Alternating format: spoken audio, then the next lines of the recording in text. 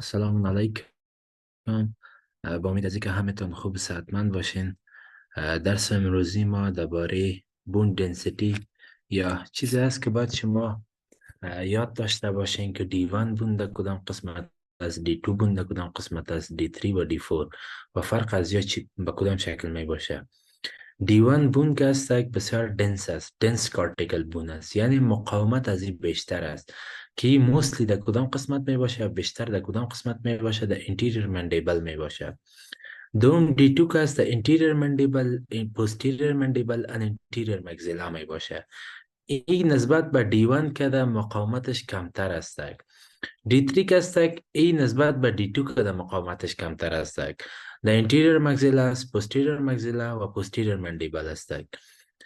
و D4 که است فاین تربیکولر که در پوستیریر مگزیلا می باشه. فاین تربیکولر به این معنی D1 که است که بون یا ای ازم که است دنس یعنی زخیم است. کارتیکل بون، کارتیکل یعنی مثل خود عظم کارتیکل و دنس یا زخامت از این بیشتر می باشه. و وقتی که ما گفتیم که امپلانت وقت پلیس میکنیم دو چیز بسیار مهم است. یکی پرایمری استیبیلیتی، یکی سکندری استیبیلیتی. پرایمری استیبیلیتی از این مربوط از این میشه که در کدام ناحیه شما امپلانت چی میکنین، در کدام ناحیه شما امپلانت غرس میکنین یا دو قسمت امپلانت پلیس میکنین.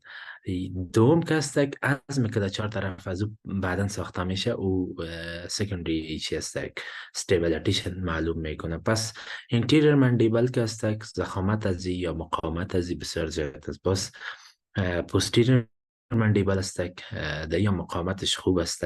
انتیریر مگزیلا مقاومتش خوب است. دیگه ناحیه که است دی فور خب بسیار مقاومت از کم است و سپورت صحیح به مندیبل اکثر اوقات به مگزیل به خود دینچر و قدر دادن نمیتونه، یعنی پر رسلس. دیگه که است ویریز امپلانت یا در اینجا چیز دیگه مهمه را که میخوانیم امپلانت ورسس نچرال تات است. میبینید شما چیزی که در بین امپلانت و دندان فرق داره، تمام فایبرها به اون شکل آمده در این قسمت، اما در اینجا کدام پی دی ال فایبر که قرار داره او در قسمت دندان با امپلانت قرار نداره. خود این پره امپلانت که میبینید یا در عظم یا در بون چی شده غرس شده، اما در اینجا که میبینید خود اینمی پی دی ال فایبرهایی که در این قسمت قرار داره، در این ناحیه قرار داره،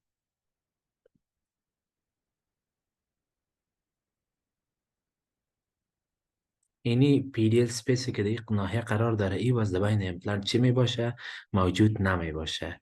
و اینی فایبرهایی است که چی است که از سمنتم آمده، از به عظم آمده، از عظم رفته به جنجیوه که الویولو جنجیوال فایبر است، الویولر کرست فایبر هست.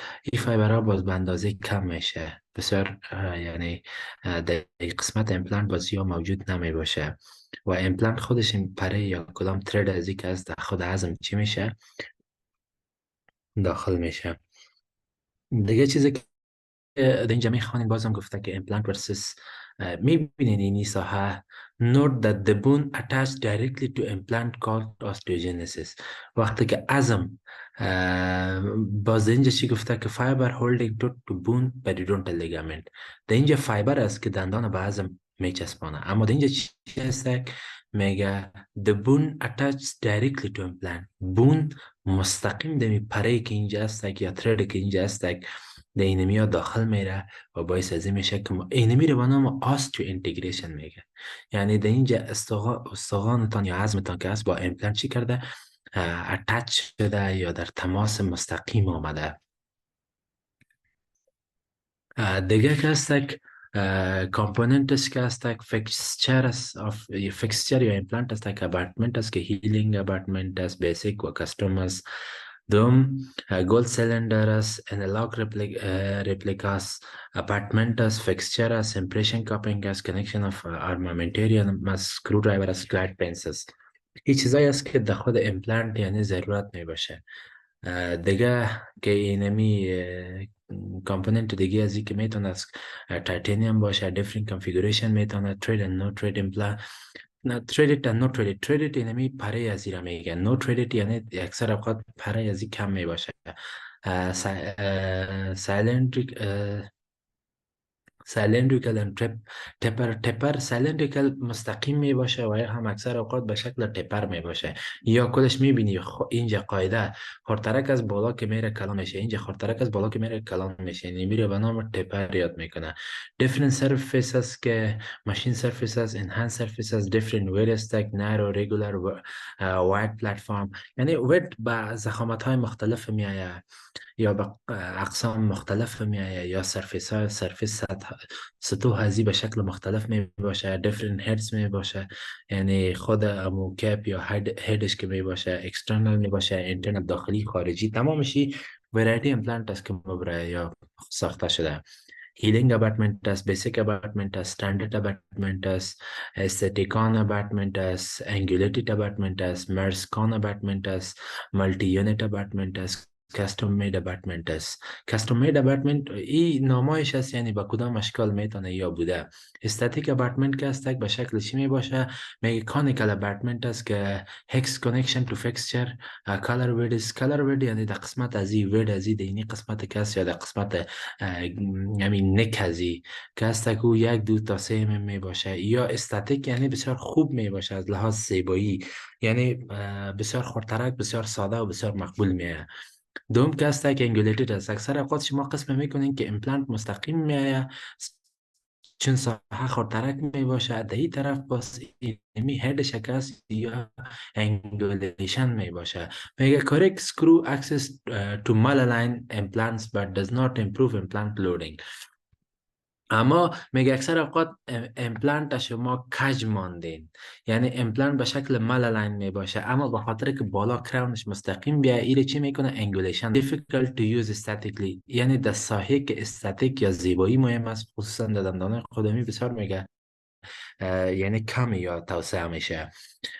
مریسکان اباتمنتسی نامایش است که به شکل مریسکان است، به شکل ملتی یونیت اباتمنت است. دیگه UCLA اباتمنت است. در اینجا اکثر اوقات UCLA که است پلاستیک کاستیبل پترن است، یعنی اکثر اوقات به شکل پلاستیکی یا چی شده که دو شکل داره که به سینگل توت، اکثر اوقات جایی که ضرورت به یک دندان می باشه و یا جایی که اکثر اوقات ضرورت به چی می باشه، به برج می باشه، این اکثر اوقات مربوط لابراتوری میشه یا مربوط زیادتر وای سلکت میکنه، از این خاطر شما قدر دهی چی ندارین. When inter-arch space is limited, when the fixed triangulation is not acceptable, flow contours of the soft tissue, conventional restoration technique. اینجا اکثر اوقات دیگه در کجا میتین که آرچ سپیس یا فضا بین انترارچ یعنی بین فک و لیو سفلیتان کم باشه و یا بعضی اوقات فکسچرتان یا خود امپلانتتان به شکل انگولیشن is not acceptable، یعنی نمیتونه که به شکل انگولیشن شما را یا زاویه بتین و یا follow contours of the soft tissue و یا میخواین که شما کانتور اونوی شکل انساج سافت یا نرم تعقیب کنین، در اونو حالتا شما ارائه میکنین. predefined margin اکثر اوقات به شکل می باشه. سعی کنین به اینجا چی کرده، باز اینجا در داخل خود اباتمنت تان که هسته که یک داخل رفتگی داره که مقامت یا ریتنشن یا داغ خوردن شده دیگه هم محکم میکنه. ای در اکثر اوقات اباتمنت انالوگ فکسچر انالوگ یا در اکثر اوقات میگه انالوگ allows accurate transfer of facsimile of the intraoral component to a working model. یعنی اکثر اوقات یا به این شکل هم یار استفاده میکنه و یا هم به این شکل هم می باشه. اباتمنت لیول میتونه که خرد باشه، میتونه دراز باشه، به هر شکل میتونه باشه. میشه که شما در داخل تری برز یا فاصله جور کنین در به هیلینگ اباتمنت یا وقتی که امپریشن میگیرین و یا هم میتونه بوده که در داخل امپریشن جای نباشه اما امپریشن تریتان کلان باشه که شما میتونین که امپریشن از زیره بگیرین، به خاطر که باید در امپریشن گرفته شه و بیایه. خب این به نام هیلینگ اباتمنت میگه که این قسمت شما ماندین به خاطر از اینکه کمی کانتور جنجایوا یا خود شکل جنجایوا را در این نمیجه بعد از این کراون میایه، یعنی باید در چهار طرف از این جنجایوا به شکل منظم بیایه و این چی است؟ یک سکرو درایور است. یعنی وقتی که شما یاره ایره بسته میکنین دینی قسمت از یک سکرو درایور میاد و ایره باز بسته میکنه. وقتی که ایره باز کنه بعد از این باز چی میاد؟ بعد از هیلینگ اپارتمنت که است باز شما این چی استفاده میکنین؟ کراون استفاده میکنین. این هیلینگ اپارتمنت به خاطر 2 هفته داده میشه. به خاطر 2 هفته به این خاطر داده میشه که اینمی شکل جنجیوا در اینمی جفت چی شود؟ به شکل منظم باید بیاید. اول که شما ایمپلنت پلیس میکنین هیلینگ اپارتمنت نمی باشه، مستقیم سر از او سوچر میکنین. یا اکثر اوقات چی میکنین که بعد از او 2 ماه بعد میبینین که ایمپلنت تان صحیح دو قسمت رشد کرده یا صحیح به وجود آمده یا صحیح آسترینتیگریشن صورت گرفته، شق دوم میتین و بعد از او همی هیلینگ اپارتمنت به مدت 2 هفته میمانین، به خاطر که شکل جنجیوا اونم شکل کراون بگیری یا به شکل داخل بیاید. ایره به نام تارک درایور میگه. تارک درایور وقتی که شما امپلنت پلیس میکنین حساب کنین دکتر سیبا، اینی قسمت در امپلنت در جایی که چی می باشه سکرو می باشه یا در جایی که همو دریل از او می باشه داخل میمانین و از اینی طرف اینی قسمت از زیر کش میکنین تا به 20 الا 25. ضرورت به است که در کدام قسمت یا در کدام ناحیه، در D1 شما پلیس میکنین، D2 پلیس میکنین، D3 و یا D4. وقتی که در دیوان باشه کم مقاومت زیاد میشه، به خاطر که یعنی خود عظم تنگ است مقاومتش بیشتر است و کامپکت زیاد است نسبت به عظامی که در دیگه ناحیه موجود می باشه. ایره تا 20-25 این چی نشان میده؟ اندازه را نشان میده که چقدر قوه باید شما به خاطر پلیس کردن ایمپلنت باید وارد کنین. میبینین دی قسمت one stage یا two stage implant. one stage implant که در یک مرحله شما پلیس میکنین، مثلا اکسترکشن میکنین و بعد از او مستقیم ایمپلنت پلیس میکنین، یا ضرورت است که چندین وقت بعد از او سرجری دوم انجام میدین و ایمپلنت چی میکنین؟ پلیس میکنین. پیشنت سلیکشن که است یعنی در سلیکشن یا در انتخاب مریض شما چی میکنین؟ اندیکیشنش چی است که در کدام مریض اندیکیشن یعنی شما میتونین که او را سلیکت کنین. ریستور دنتال استاتیکس که یعنی دندان های خود تمام شه به خاطر زیبایی و یا که دندان هایی که کریز داشته باشه او را تمام شه دادوی کنه. ریستور لاست دنتال فانکشن به خاطر از این شما او را چی میکنین یا انتخاب میکنین؟ ریستور لاست دنتال فانکشن به خاطر از این که اونمو زیبایی که از دست رفته و فانکشن دندان که از دست رفته دوباره به دست بیاید. سپیس مینتیننس اند اکلوزال استیبیلیتی به خاطر مینتیننس یا حفاظت فضا، به خاطر که اگه اینمی فضا به اینمی شکل باشه بعد از این دندان پلیس نکنین آهسته آهسته فضا خرد شده میره، دندان ها به دو طرف شفت میشه. اند اکلوزال استیبیلیتی، اکلوزال استیبیلیتی به این معنی در جایی که دندان نمی باشه و به مدت طولانی در اونجا دندان نباشه باعث از این میشه که دندان بالا آهسته اوور رپشن کنه و پایین بیاد. ارتودونتیک انکریج شما در جای استفاده میکنین که انکریج یا تکیهگاه بگیرین به خاطر تریتمنت ارتودنسی تان. convenience and comfort به خاطر قناعت و راحتی. bone preservation and prevention of disuse atrophy after the tooth loss و به خاطر از اینکه دندان شما حفظ کنین، پرزرو کنین، نجات بدین. and prevention of disuse atrophy after tooth loss یعنی disuse atrophy که است به این معنی وقتی که شما در جای که دندان قرار نمیگیره آهسته آهسته عظم از او در اونجا چی میشه؟ آهسته آهسته ریزارب میشه، خرد میشه و کم میشه. contraindication poorly controlled diabetes کسایی که شکر uncontrolled داره. immune suppression که است یعنی کسایی که سیستم دفاعیش بسیار کمزور، بسیار ضعیف است، یعنی خصوصا کسایی که کانسر داره immune suppressant می باشه یا HIV داره. untreated periodontal disease کسایی که periodontal disease یعنی مشکلات بیره داره و تداویش نکرده. رادیوتراپی تو د جابون یعنی کسایی که کانسر داره و رادیوتراپی میکنه به خاطر که در رشد اون چی میشه یعنی می اینتگریشن درست صورت نمیگیره به خاطر که جرات از او بسیار ضعیف میشه، بسیار پور میشه. untreated intraoral pathology and malignancy کسایی که در دهن خود پاتولوژی یا کدام مالیگنسی خباثت داشته باشه یا آبسه داشته باشه یا سیست داشته باشه یا تیومر یا کانسر یعنی در او حالت شما استفاده کردن نمیتونین. کسایی که چین سموکر است یعنی در روز 2-3 قوطی میدنه. uncontrolled drug or alcohol uses کسایی که uncontrolled drug یعنی بسیار از دواها استفاده میکنه یا الکل استفاده میکنه. مثلا دواهای مختلف شما میتونین بگوین که دواهای را که استفاده میکنه کدام مثل تابلت ها و دیگه دواهایی که بسیار مضر می باشه. هنگ کنترل سایکیاتریک دیساردر کسایی که تکلیف روحی و روانی بسیار زیاد داره. ریس مایکاردیال انفکشن اور سریبروواسکولار اکسیدنت، کسایی که مایکاردیال انفکشن یعنی خود مشکل قلبی داشته باشه، وال قلبش بند شده باشه و have intravenous bisphosphonate therapy. کسایی که بیسفاسفونیت به شکل آیوی میگیره و کسایی که بروکسیزم داره. بروکسیزم یعنی از طرف شو دندانای خودم میجوه به یا شما نمیتینیره. خب باز همون گپ شد diagnosis and treatment. چیزی را که شما دیاگنوز میکنین patient presenting complaint and expectation. مشکل مریض چی است و تقاضای چی را داره. medical history میگیرین، dental history میگیرین، oral examination، intraoral examination، extraoral examination، bone mapping اینی را به نام bone mapping میگه یا این را به نام bone mapping میگه یا این قسمت به نام چیت میکنه bone mapping. شما میبینین که کدام اندازه عظم در اونجا به طرف بکل و به طرف لنگوال میبینین که چقدر عظم در اینجا موجود است. دیاگنوستیک ایمیجینگ یعنی امو ایمیج یا اونمو تصاویر و یا امو اکسری هایی که به خاطر دیاگنوز یا تشخیص میگیره فوتوگرافیش میگیرین. right treatment plan and cost estimate, patient education and informed consent.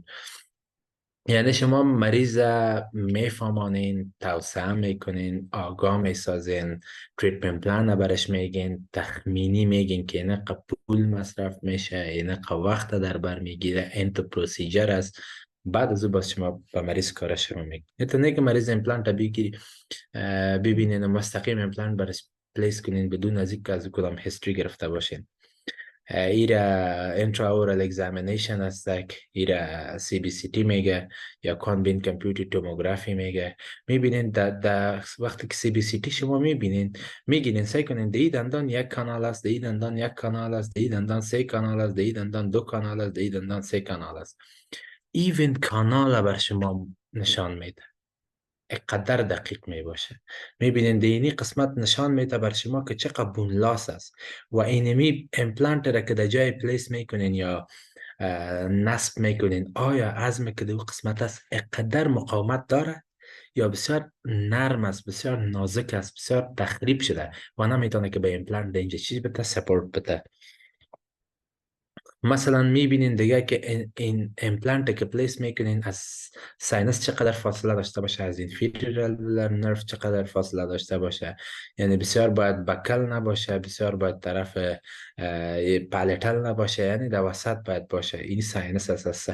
یعنی اکثر اوقات یعنی گفتم میشه که انتیریور نزل سپاین اگر دندان قدامی باشه بالا باشه چقدر باید از ساینس از این فیترال نرف پوزیشن بکل لنگوالش هم میبینید، نه بسیار بکل باید باشه، نه بسیار به طرف خلف باید باشه، در وسط باید باشه. به خاطر که اکثر اوقات شما امپلانت که پلیس میکنین بعد از اون یک ریزارپشن صورت میگیره. امپلانت پلانینگ که شما میکنین در این شکل شما امپلانت پلانینگ میکنین سعی کنین اینی را که میمانه اینی یک گاید است. پیشن سرجیکال استنت پریپریشن استنت هستی در دندان میمانین به خاطر که مستقیم امپلانت شما چی کنین پلیس کنین روی اولتانه. anatomic consideration که از anterior mandible more cortical and density را خود خواندین که cancellous bone که higher implant axis and compared to thinner cortical bone and loss cancellous matter in posterior maxilla. در جایی که anterior mandible باشه و در جایی که دندان بسیار مقاومت داشته باشه اونجا امپلانت بسیار تایت میگه. posterior mandible implant is usually shorter, do not engage cortical bone and must support increased biomechanically occlusal force once loaded, hence slightly increased integration time is beneficial. Also, more implant than usual should be placed when using shorter implant to withstand occlusal load. در دندانهای خلفی که میگه شما امپلانت پلیس میکنین امپلانت باید کوتاه خردترک و بسیار مقاومت داشته باشه. do not engage cortical یعنی بسیار در کورتیکال بون یا یعنی انگیج نمیسازه در او قدر شامل نمی باشه. and must support increase biomechanically یعنی به شکل بایومکانیک، یعنی وقتی که امپلانت پلیس میشه بعد از او اونمو یا قوی که بالایش وارد میشه باعث از این میشه که یعنی اونمو قوه را باید چی کنه withstand کنه، یعنی اونمو قوه را متحمل شوه.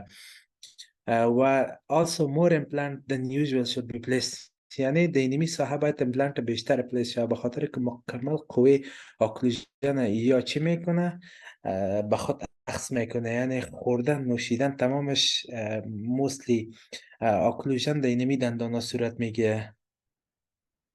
دوم ده اینجا چی گفته anatomy conservation به این معنی در جایی که inferior alveolar nervous، در جایی که mental nervous از و باید یا حداقل اینجا گفته 2 فاصله داشته باشه، هم به شکل بغل یعنی vertical هم horizontal، باید فاصله ازی باید به اندازه 2 باشه. میبینین امپلانت خورترک اما ورد یا زخامت ازی بیشتر می باشه، به خاطر که قوی که در اونجا وارد میشه باید او را متحمل شود. It is the amount of available bone. It is the amount of bone in the edentulous area considered for implantation. Available bone یعنی اونو عظم است که اندازه width, height, length, angulation, crown implant ratio را باید مکمل بفهمین شما در اونجا. یعنی crown implant تان باید چقدر باشه و crown ratio با implant ratio باید چقدر باشه. یعنی اتو نباشه که crown خود crown از implant کده کلانتر باشه. دیگه میبینیم که وید از بر دندان تان عرضش چقدر است، بلندیش چقدر است، لنتش چقدر است، طولش چقدر است، انگولیشنش به کدام شکل است، یعنی کج است، این طرف او طرف، به کدام شکل شما بهتر امپلانت پلیس کرده میتونین. اکثر اوقات شما باید قبل از قبل آمادگی را گرفته باشین. Principle of implant positioning است سکنین.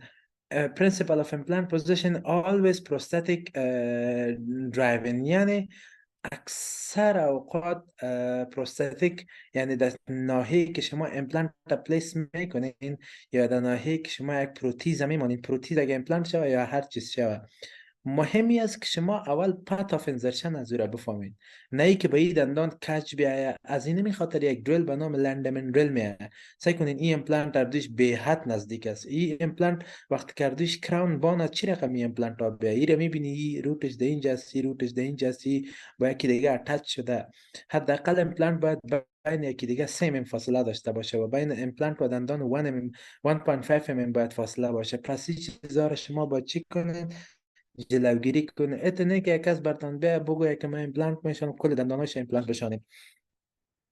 دیگه four factor must be correctly addressed to achieve both optimal aesthetic result and biological health. یعنی 4 چیز است که شما هم او را باید به نظر بگیرین یا در نظر داشته باشین، به خاطر که یک استاتیک یا زیبایی خوب و یک بیولوژیکال هلت خود امپلانت و مریض باید چی کنین نظر داشته باشین. vertical position of the implant in the bone، vertical positioning از با کدام شکل است، با bilingual positioning of implant in the bone، به طرف زیاد باید به طرف بکل باشه، زیاد باید به طرف لینگوال باشه. این پوزیشن باید میزودیستال پلیسمنت of implant in the bone، یعنی چقدر باید میزودیستال شما یعنی یک فاصله که باشه، یک ایدنچلس آرچ که باشه شما بین دندان با دندان، دندان با امپلانت، امپلانت با امپلانت، باید خودش یعنی اینمی فاصله شه بفهمید که وقت دندان امپلانت با دندان پلیس میکنین چقدر فاصله باید داشته باشه، وقتی که دو امپلانت پلیس میکنین در عکس چقدر. trajectory of the angulation of the implant، یعنی باید از انگلیشن یا زاویه شه ببینید، کج میتین، مستقیم میتین، با کدام دایرکشن شما امپلانت پلیس میکنید. یا 4 رولز یا 4 چیز است که بسیار در امپلانت چی است مهم است. Vertical positioning of the implant castak یعنی the anesthetically demanding situation, implant must be placed below the crest of the gingiva at a level that respect biological health and provides proper emergence profile. یعنی وقتی که شما امپلانت پلیس میکنین باید یک کم سطح جنجاوا الویلر کرست یک پایین تر باشه. علت از وی است که 1 ریزارپشن در اونجا صورت میگیره. Earlier, it was suggested that the implant be placed more than 5 below the crest of the gingiva, but such placement result in the failure of the implant. اکثر اوقات گفته بودن که 5 باید پایین شانده شود امپلانت، اما اون میگه و ناکامی رو برو شد. But this is no longer acceptable. It leads to the frequent perforation of interior cortical bone. But it is no longer acceptable as it leads میگه اما all قابل قبول نیست، به خاطر که او حتی inferior cortical یا lower cortical بونه هم چی میکنه، پرفوریت میکنه، یعنی تخریب میکنه.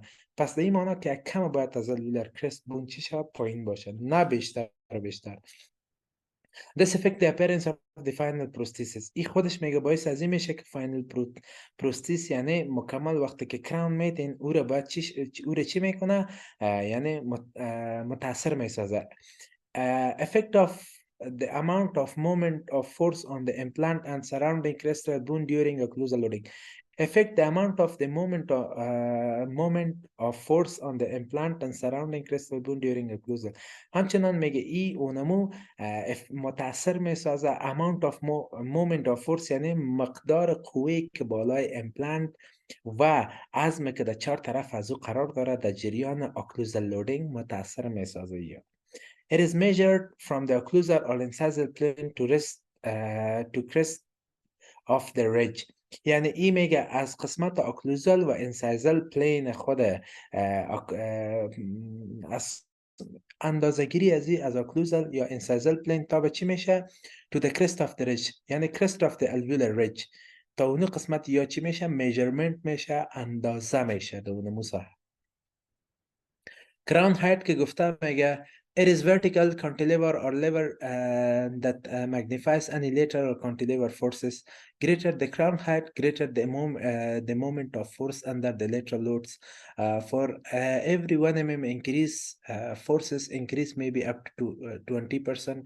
Crown height increase as the bone height decrease, so more number of implants to be inserted.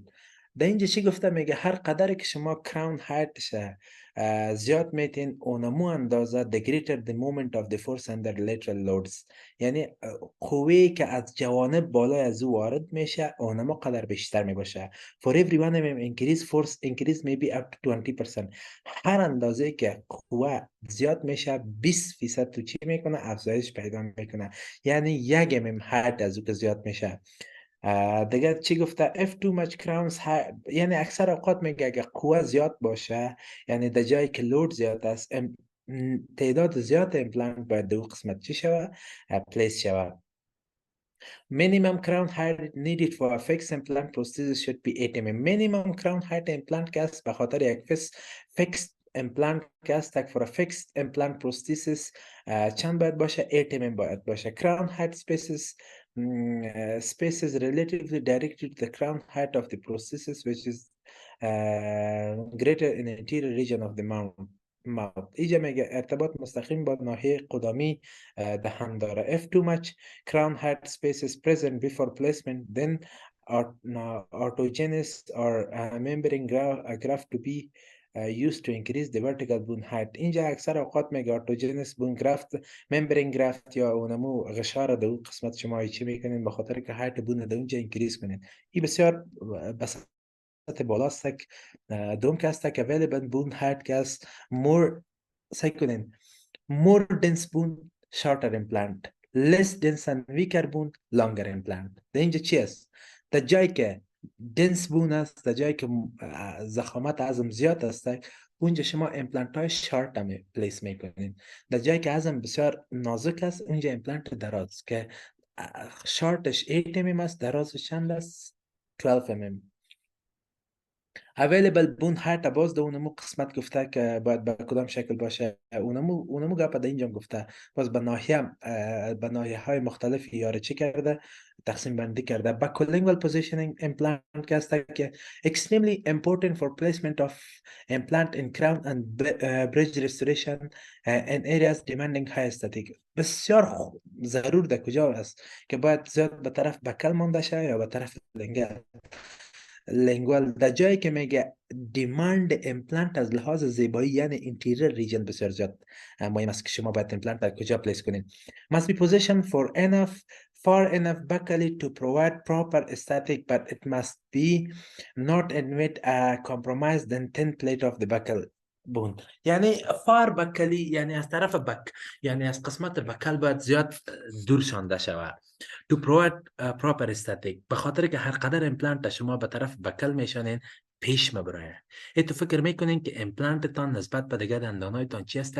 بسیار پیش پلیس شده.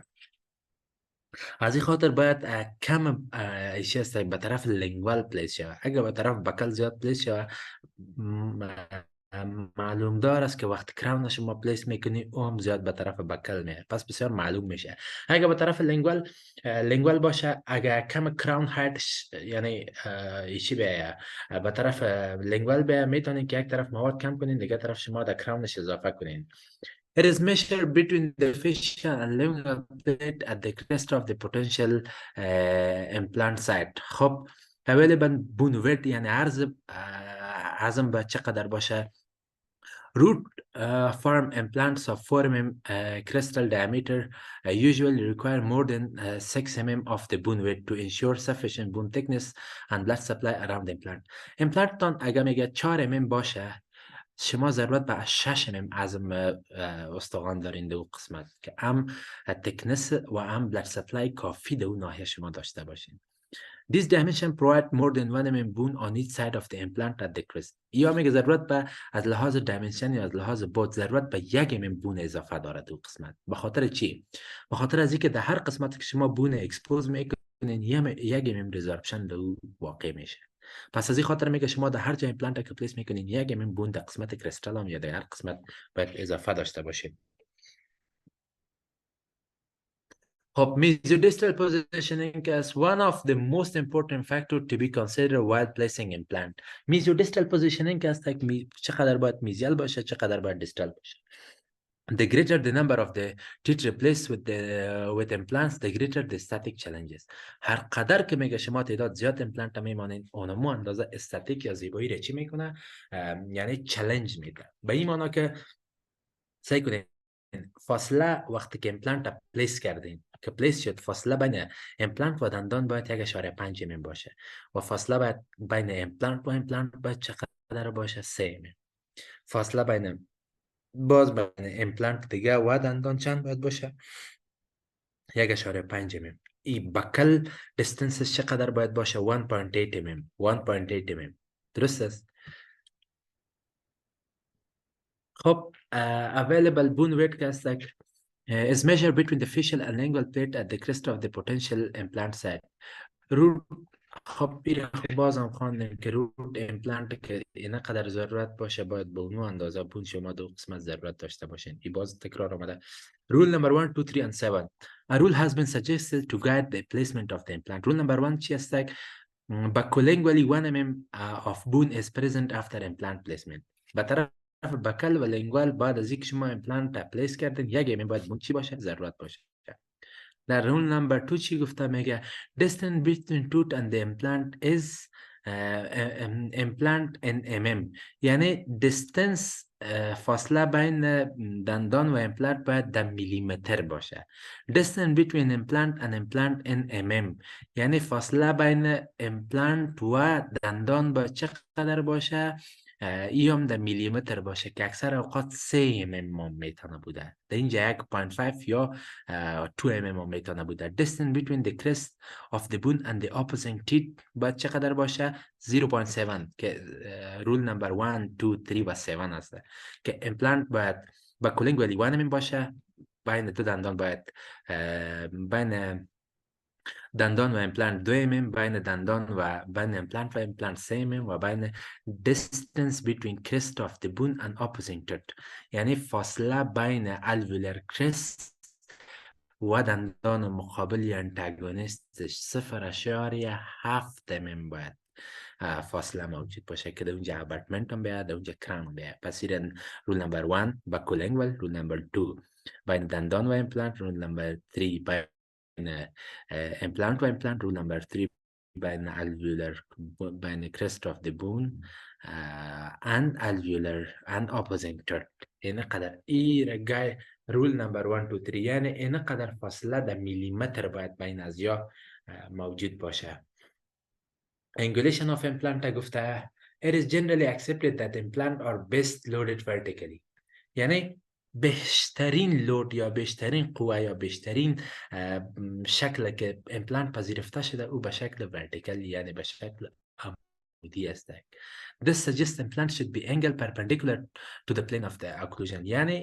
یعنی قسم suggest شده، پیشنهاد شده که انگل یا زاویه مندیبل باید خود زاویه امپلانت باید پرپندیکولر به خود چی باشه؟ چی plane of occlusion باشه. دوم چی گفته؟ bone of maxilla and mandible are not always perpendicular to the plane of the occlusion, especially in mandible posterior and maxillary anterior region. یعنی میگه عمود به اونمو شکل دینمی دو ناحیه عظم نمی باشه. از این خاطر کم شما امپلانت کج میمانین این ناحیه. خاطر اگه مستقیم بانین اکثر اوقات شاید باعث ازی شود که دیگه طرف تخریب شود. مثلا انتیریر مگزیلر که شما میبینید اگه مستقیم بانین از این طرف چی میکنه؟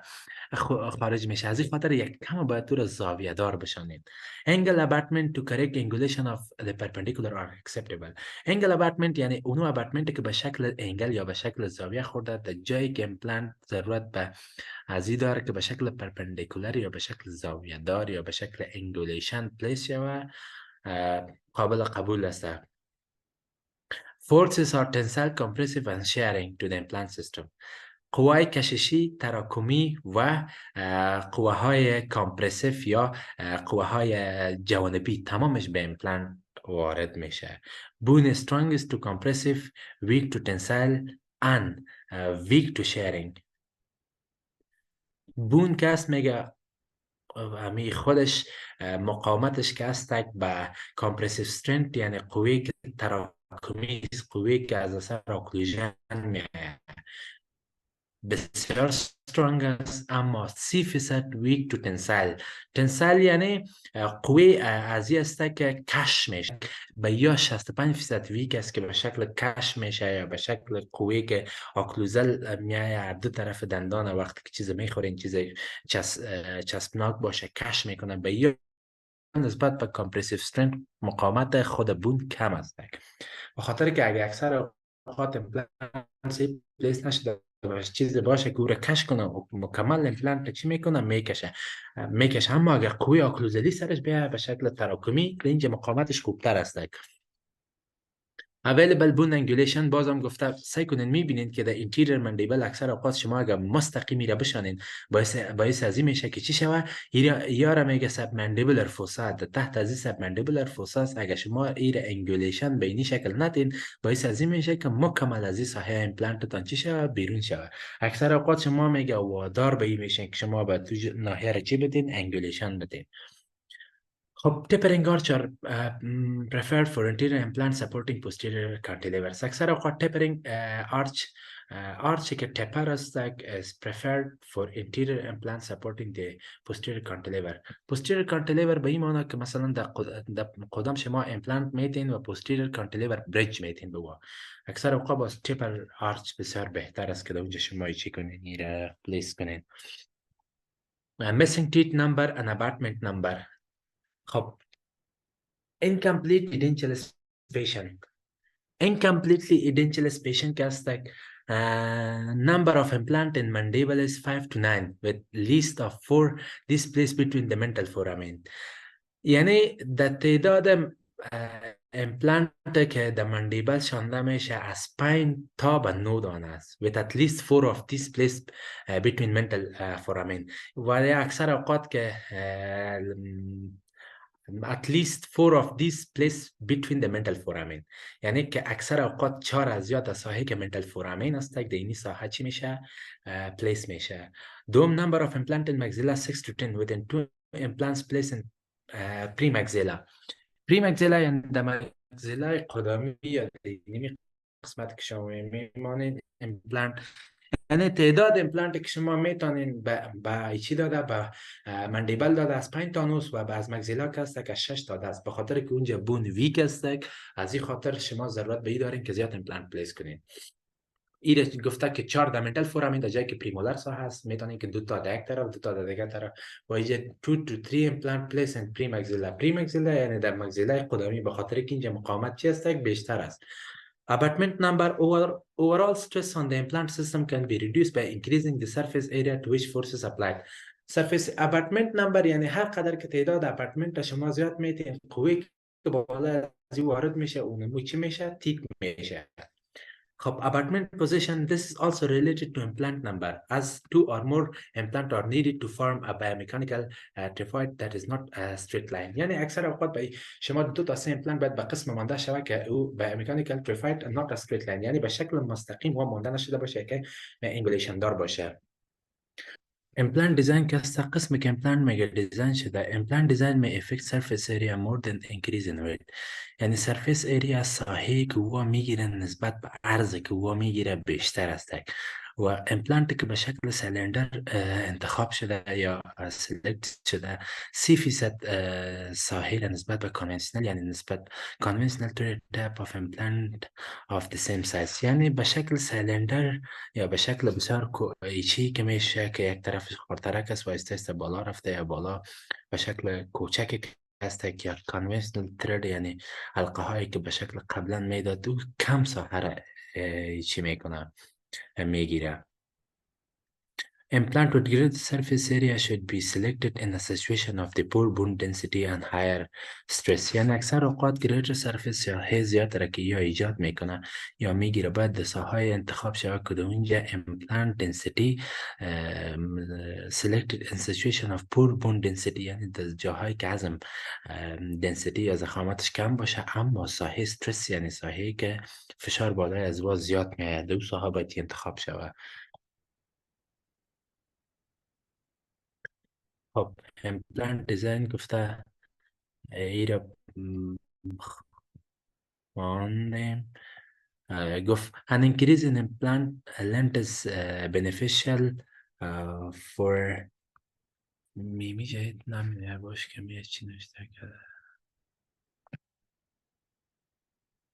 for initial stability and overall amount of implant گفته. در اینجا چی گفته که increase in implant length is beneficial for initial stability and overall amount of implant bone interface.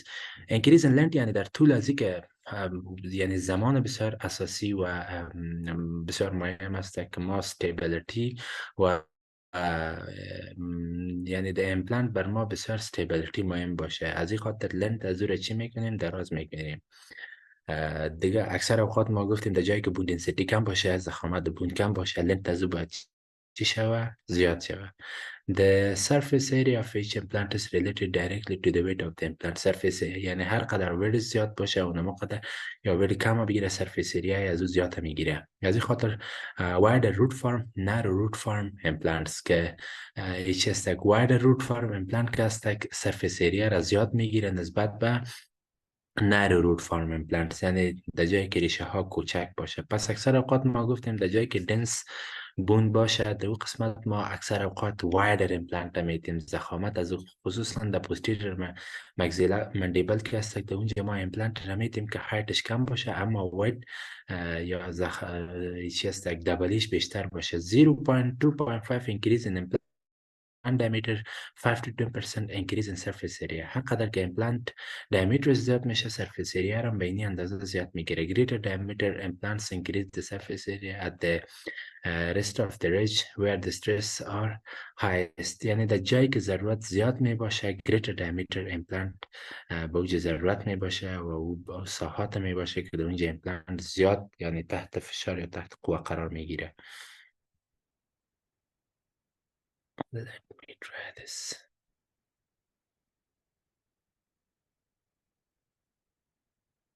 خب available بون که هستک شما میبینید که در جایی که ضرورت به available بون باشه، پس اگر ضرورت به زیاد بون بود یعنی ضرورت به این بود که شما قوی زیاد ضرورت دارین و بونتان کم هستک، در اونجا ضرورت به این هستک که شما باید بون گرافت کنین قبل از اینکه شما در اونجا امپلانت پلیس کنین.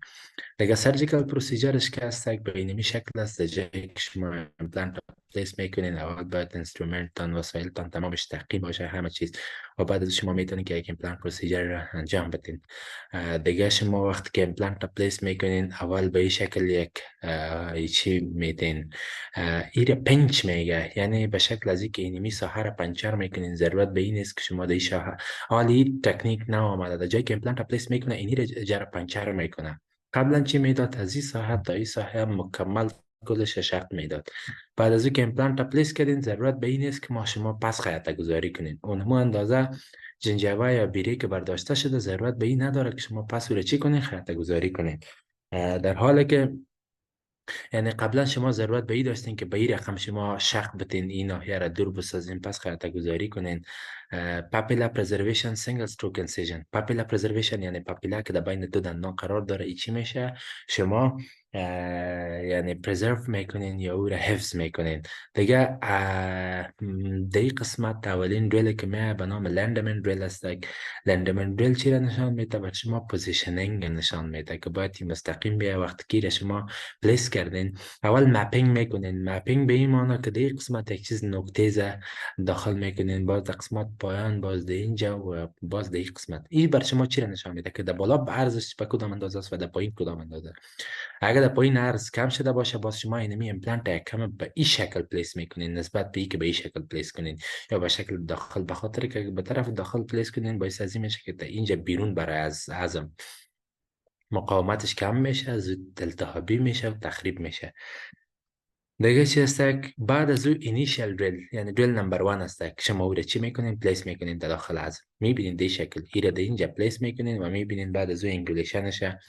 بعد از او شما چی میکنین؟ ایره به خاطر از این میمانین، به خاطر از این که پت آف انزرشن تان معلوم کنه. پت آف انزرشن به این طرف معلوم کنه که امپلانت که شما پلیس کردین به این طرف پلیس شده، به اون طرف پلیس شده، به کدام طرف پلیس شده. ایره باز شما پلیس میکنین و میبینین. بعد از او شما امپلانت که دریل کردین، جایی که برش جور کردین، سعی کنین اینی قسمت امپلانت دو نموس چیره که برتان نشان دادم تارک درایور به شکل دی قسمت داخل میشه و امپلانت بدون از اینکه با کالایتان با دیگه قسمت یا امپلانت بفته او را پاک کنین، پس دو صاحبانین هیچ چیز را نمیکنین. پس امپلانت میگیرین. امپلانت اگه افتاد در هر جایی که بفته او چی میشه دیگه؟ از بین میره، او دیگه التهابی میشه. ضرورت نیست که امپلانت شما چی کنین؟ پلیس کنین. قبلا به کدام اندازه که شما ایراد مانده بودین میتونین به شکل انسترومنت یعنی به شکل موتورش هم پلیس کنین و میتونین به این شکل هم پلیس کنین، منوال هم پلیس کنین. یعنی به شکل از اینکه ماشین از این میاد به شکل روتری هم میره پلیس کرده میتونین و به شکل منوالی و از طریق دست هم استفاده کرده میتونین. اما از طریق دست که استفاده میشه بهترش است که امپلانت بسیار به سادگی میره و عظم بسیار از بین نمیره و بسیار به فشار یا بسیار به قوت عظم خود امپلانت داخل عظم نمیشه، یعنی در کنترل خودش میباشه. بعد از اینکه شما امپلانت را پلیس کردین دیگه قسمت بعد از شما چی میکنین؟ امپلانت سعی کنین قبلا این رقم میکرد امپلانت را پلیس کرد تا دو طرف چی میکنه؟ خیاطه گذاری میکنه. خب suturing the flap is sutured back into the placing using monofilament suture.